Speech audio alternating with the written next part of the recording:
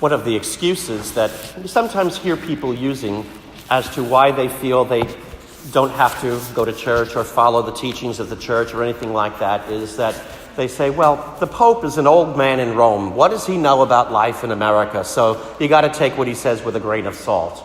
And perhaps you've heard people use an argument like that. It's fairly common. I specifically remember a friend of mine in high school who used to say that repeatedly. And there's two particular problems we can point out with that argument. Number one, we can excuse away why we don't need to listen to God and what he teaches us. But people do that and don't replace it with something better, which gives them more wisdom than they would get from God. And in fact, it was proven true with my friend because a few years later, he ended up dying of a drug overdose. So he dismissed God, but he had nothing better than God to replace it with. And the second thing we can say about that line is it's patently false. Look at the popes today, the modern popes, and some of the writings they have. They're very much attuned to what's happening in the world. They're hardly men with dementia sitting in Rome who don't know what's happening, as some people would make us believe. In fact, look at, just as a case in point in that, Pope Benedict XVI. In the last homily he gave before he was elected pope, just before conclave began, he told all the cardinals that were gathered there, he says, the next pope is going to have to address the issue in the Western world the fact that the world is under the dictatorship of relativism, where people do not believe there's any absolute truths anymore, and people have abandoned the search for the truth and have instead looked for what they think is right and wrong and are following that. And the church is going to have to address that in the future. And wasn't he spot on? Isn't that what we hear over and over again in the world today? Who's going to tell me truth? There is no truth out there. No one else can tell me, and everything is my own experience, what I come to know, what I come to believe. So truth is whatever I figure out for myself, and nobody can tell me otherwise. And that is the argument that is used by the largest growing denomination in Christianity, of religion in the United States today. If you want to know what the largest denomination of religion in America is today, or the largest growing number, I should say, is what we call the nuns, N-O-N-E-S. And that is people with no religious affiliation whatsoever. Some who have abandoned churches and synagogues, and some who have never grown up with it. And for many of the people in the nuns, while a lot of the information they've been receiving is misinformed, one thing that they say that is very real is that they feel the very concept of a religion, the very concept of people telling us what to do, people telling us right from wrong, goes against the grain of the entire American experience, that we believe in freedom here in America, and nobody should tell me what you're believing is wrong, and you have to do this or can't do that, most especially an old man in Rome. And of course, when people have that mentality, well, they're missing the understanding of what American freedom is. That's not what freedom is all about. But sadly, we do see a lot of people who live that way. And that is indeed a very growing thing we see in the news every day, of people deciding there's no one who can tell us right from wrong. We basically just have to figure out for ourselves, through our own experience, what we think is right and do it. Okay, so if people want to say that, all right, well, let's stick with that for a little bit. Let's look at it and unpack it and say, all right, let's buy it for a moment and go along with it. Okay, so there are no absolute truths in the world. That's the statement they say. Well, is that an absolute truth?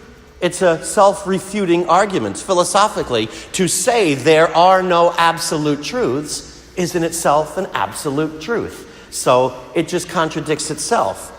So first of all, the foundation of that is flawed, but nevertheless, many people won't even look at it that way, and they'll just say, well, no, it's all about my own personal experience, and there's nobody who can tell me right and wrong. And for a long time, people have seen that with morals, and it's now even spilling over into scientific facts. For example, I was watching a video recently on the internet of a young man who was talking with students at a university campus in California. And this young man was pretty much saying that whatever somebody believes, whatever he wants to be, that's fine with me. So the guy said to him, okay, so if a young man comes in and says, from now on, I am an orange-haired orangutan, is that truth? And he says, if that's what he wants to be, then that's fine. And then he said to him, he goes, okay. He goes, and if tomorrow he says he's a giraffe, is that fine? He goes, if he wants to be a giraffe, then he's a giraffe. And of course, who is he kidding? Come on, let's have a dose of reality here. We can't just choose to be an animal or anything we want to be a different day. Obviously, there are scientific facts and things that we have to deal with. Okay, fine.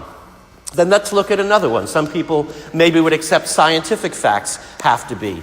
Let's look at something that is kind of part of science that we deal with every day, and that is mathematics. So, if truth is not what anybody can tell us what is right and wrong, imagine this. You got a job after school, and they tell you they're going to pay you $10 an hour for this job. And this one particular week, you work for 10 hours.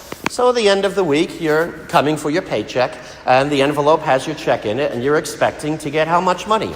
$10 an hour times 10 hours, $100, right? So you open the envelope, and the check is only for $20. So what do? You go to the boss right away and say, excuse me, I think you made a mistake. I get paid $10 an hour, and I worked for 10 hours. 10 times 10 is 100. So I should be getting $100. Oh, well, no, that may be true for you, but it's not true for me. For me, in my mathematical system, 10 times 10 only equals 20. So therefore, I'm only giving you $20. Would you say, oh, okay, well, that's fair. Hey, who am I to impose my truths on him? Oh, of course not. You'd scream murder. Wait a minute, that's wrong. We have to all agree. You said I would get paid $10 an hour, and we all agree that 10 times 10 is 100. It's not 20. Well, then he responds to you, well, who are you to impose your beliefs on me? If I believe that 10 times 10 is 20, then you just have to accept that, and you have to be tolerant of my beliefs. And you can't judge me and tell me I'm wrong because you don't agree with what I believe. Well, obviously, we're not going to do that. If we did that in society, we'd have mayhem, absolute chaos. Imagine if somebody had a quarter and said, well, for me, this quarter is really $40,000. So they go into a car dealer and say, here's $40,000, I want to buy that car. Obviously cannot work that way.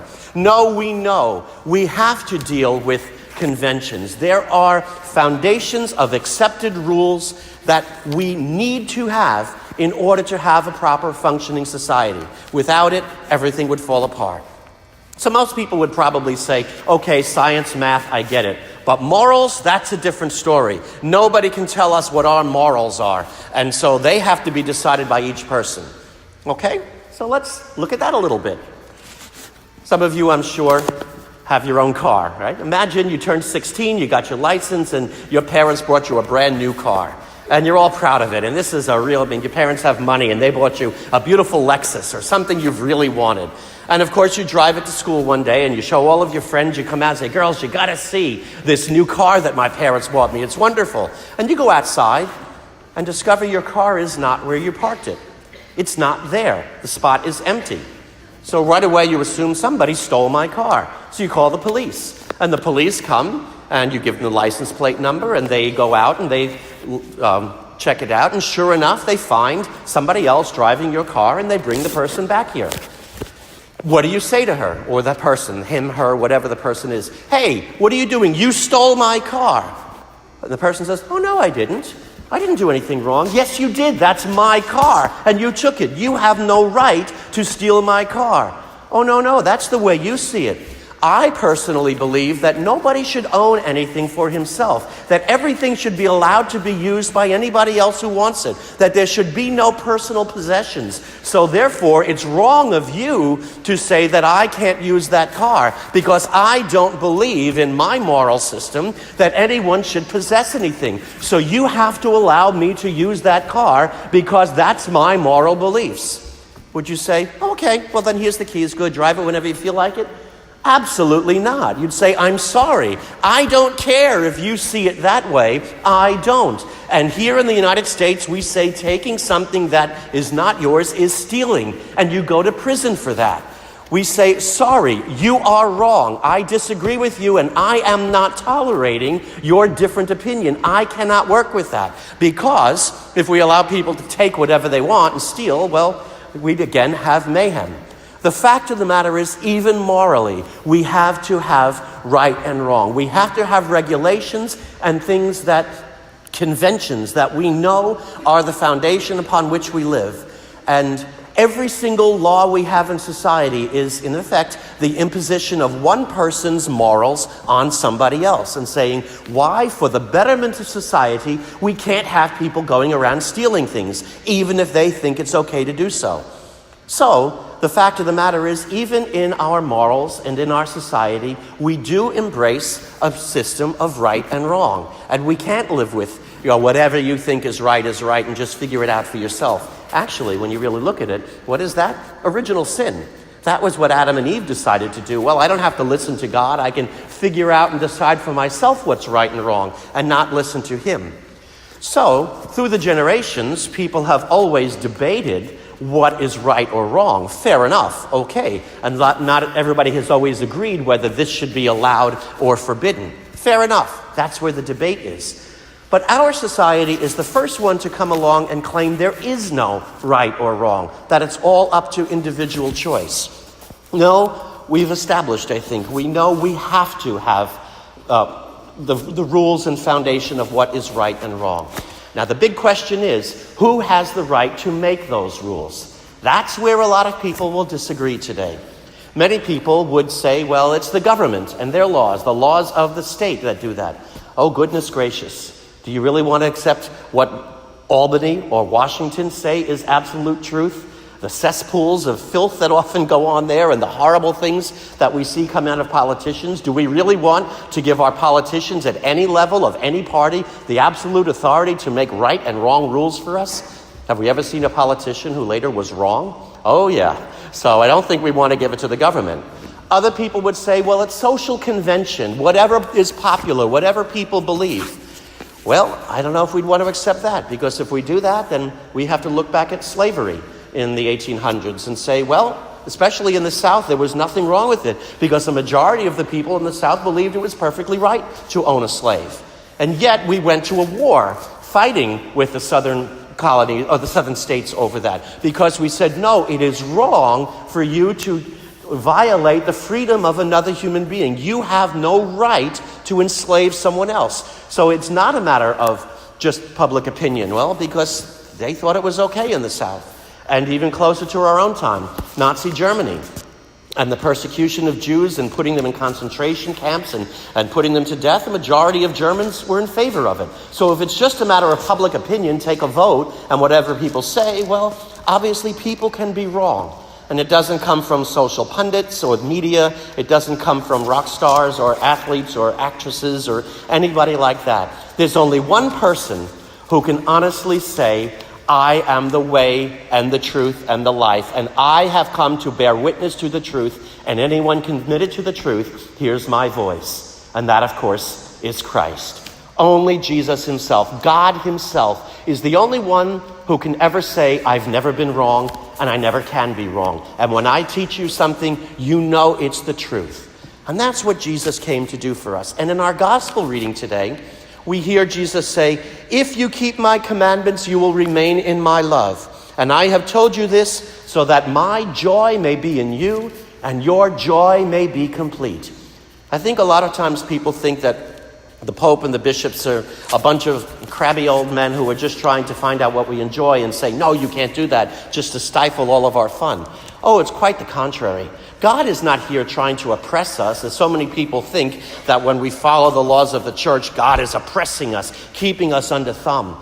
It's quite the opposite. He is liberating us. He is freeing us from error, from things that we think are going to lead us to happiness, but ultimately just do not satisfy. And so when we are obedient to Christ, we are not subjected to his law, but we're sharing in his power. We're allowing him to draw us into his perfection, into all wisdom, all beauty, all goodness, all truth. Now, sometimes that truth is not always popular in the world, and sometimes we're going to be at odds with the community around us. Fair enough. But that's ultimately when we need to say, you know what? God knows the truth and no one else, and I will listen to him. Going back to a car again. Imagine when you buy a new car, you get a manual or maybe a DVD that comes along with it telling you how to run the car and gives you all the maintenance to do. Make sure you take it for this, do that and everything. Does the owner of the car give you the manual to suppress you, to stifle your freedom of what to do with the car? No, quite the contrary, because they want you to appreciate everything the car is meant to be, and that if you follow everything in the manual, you will maximize its potential, and it will be everything it's meant to be for you. Well, the gospel of Jesus is like that manual for us of how to live a life firmly rooted in Christ so that we can be the best. We're to be everything God has created us to be. We go to the one who made us, God himself, and say, Lord, you have made me and destined me for happiness in you. Help me to know what to do so that I can know that happiness. And the proof is in the great saints themselves. Some of our statues, I don't think, always do the greatest honor to our saints, because look at them. What are they usually doing? They're either in ecstasy or they're with their heads bowed deep in prayer. But look at pictures of saints who have been alive since the time of photography. If you look in their face, you see they have a beaming, radiant, joyful glow around them. Read the writings of the lives of the saints, and we find out what joyful individuals they were. They were usually a pleasure to be around. Why? Because they had no problems in life? Oh, quite the contrary. Many times they had lots of struggles they were dealing with, but they had a reason for it. They saw a purpose behind everything. They could take even their sufferings and bring them to God and find a way to bring them closer to him. And so their sufferings did not defeat them, and the joyful times they had were 100 times greater. And that's why they inspire us so much. They are proof of the pudding.